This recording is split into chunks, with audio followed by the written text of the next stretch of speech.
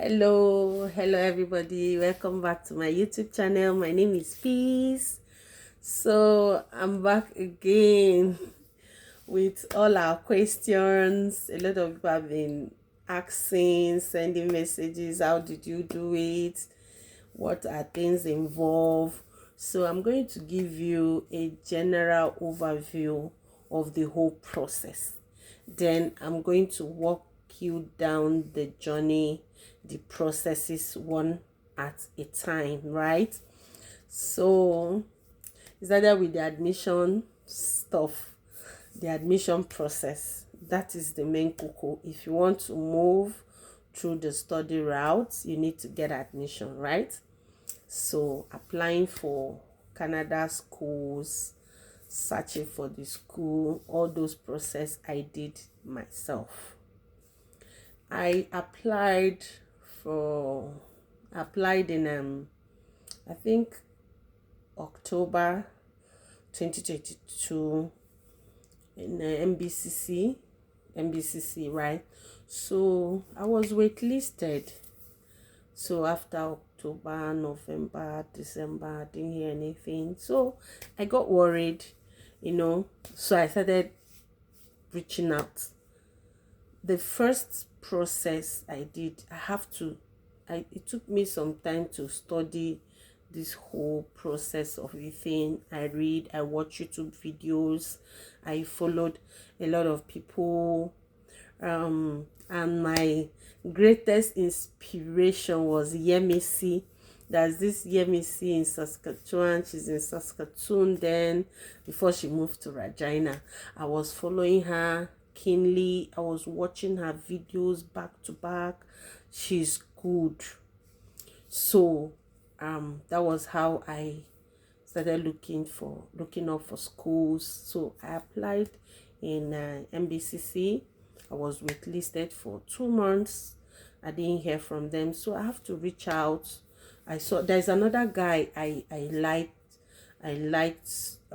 his content, the way he explain. I was just watching. I came across him, Peter. So I reached out to him. I chatted him up and we got talking. So he told me I have to apply for another school. If I've been waitlisted and I didn't hear anything, I should ask the school what's my number.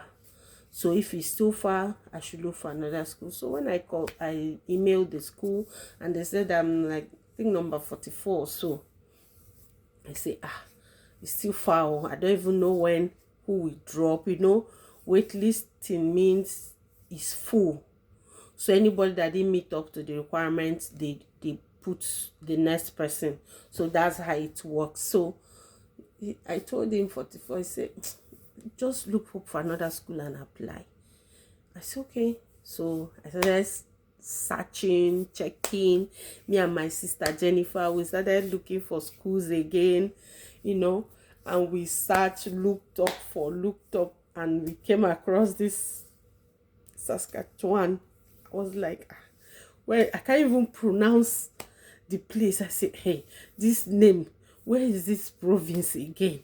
Okay, we started reading about it, checking. I say, we now saw what we're looking for. There is this school, they are doing early childhood education. We saw about two. We saw Saskatchewan Polytechnic, they are doing early childhood education. We saw Northwest College. So we're like, which one? Because you check your pocket. We now check the two schools, their tuition fee. So Saskatchewan Polytechnic was a bit higher. Then we now went for Northwest. So and I applied, and that's it. Less than 3 weeks, I got a response. My offer letter came. So I was given conditional offer to pay half of the tuition before I can proceed, and which I did. Then the LOA was released. So after they release the LOA, that's the next step, is to get your study permit, right? So we check the whole thing. We'll be watching videos of how people went about their own.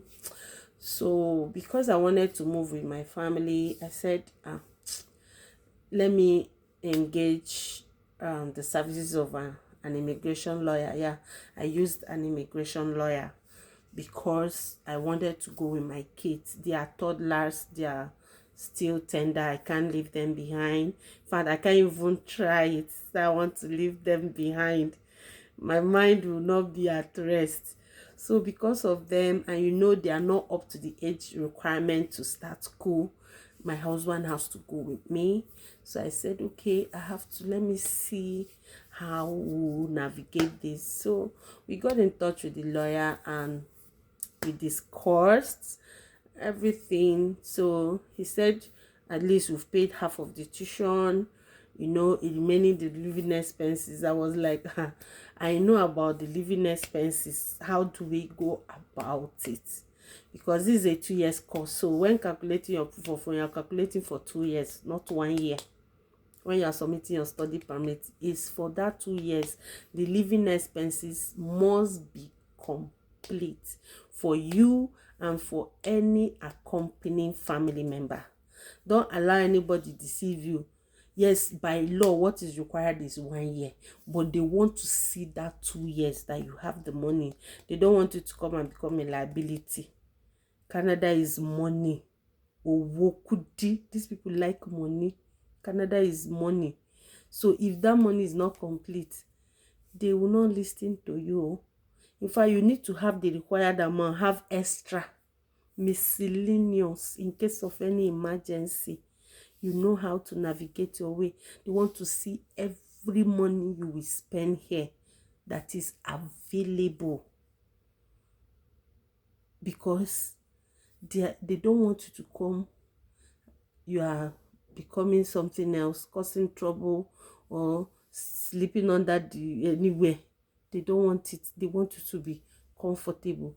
Go to your school comfortably, attend lectures without any burden, no stress. So we provided everything that I'm going to mention in my next video. The documents we submitted for the study permit. So that was it. And after we submitted, they landed, bam, denial.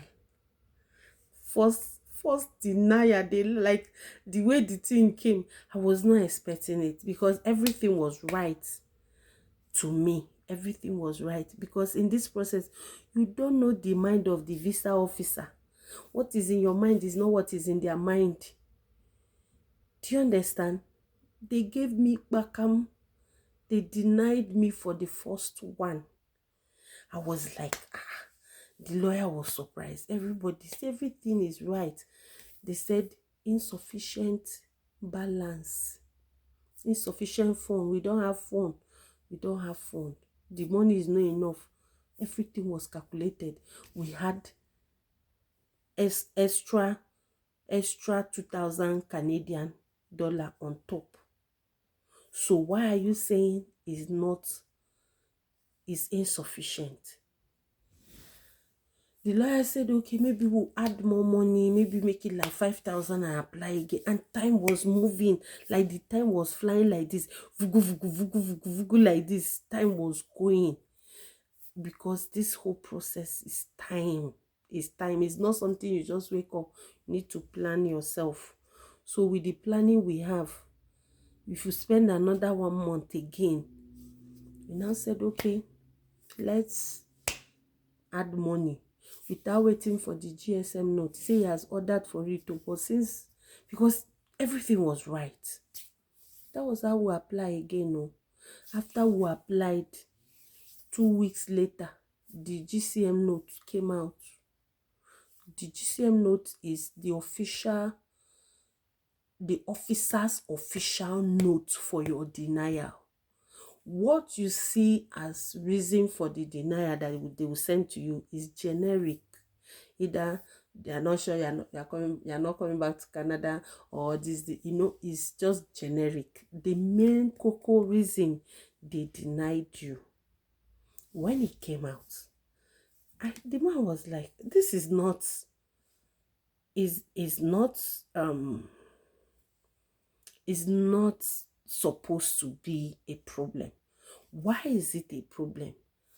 And I told him that for them to mention this, that means it will affect the other one. We didn't tackle it.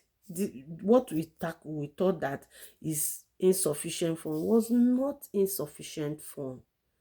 That was not the reason. I will do a video on the main cocoa, the reason, so you don't make that mistake. So I told him they are going. That was where I started having doubts. My husband was encouraging me. Don't say. I say, this is the reason. It will appear when the next officer check and they see that you didn't tackle this reason, they will still bounce you. They will still make reference, and that was exactly what happened. They said we didn't solve the issue. It's not about adding more money. There was an issue we didn't tackle. And that issue, they rejected the second one. Yeah. Well, so I was hoping that